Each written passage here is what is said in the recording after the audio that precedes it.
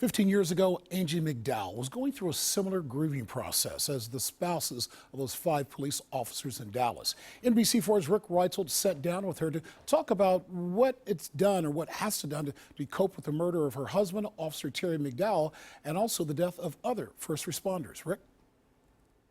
Well, Mike, Angela McDowell says there's more than just the death of a loved one to cope with. She says there's a family to care for and bills to pay, and life just goes on.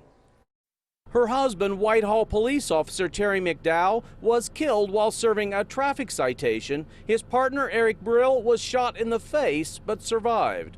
At my point, I'd been stay-at-home mom for 8 years. He was the sole breadwinner.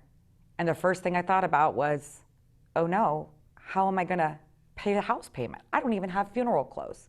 She started Get Behind the Badge, a group focused on the immediate needs of other widows, and she did that months after her husband was murdered in August of 2001.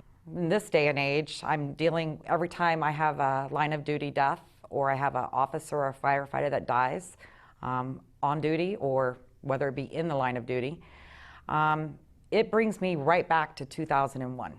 The group's goal is to help fallen first responders' families pay their bills. She knows she's been there.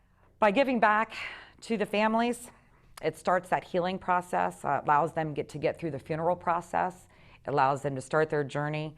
She says for her, the fundraising group kept her focused, able to get through the firsts, anniversaries, holidays, and birthdays. I had to make sense of what happened that day in 2001. And in order for me to make sense of it, I had to be able to turn something horrible into maybe something positive.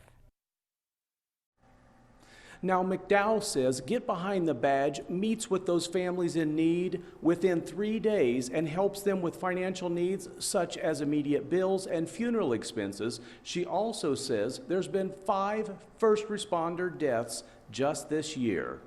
In Whitehall, Rick Reitzel, NBC4. Thanks so much, Rick.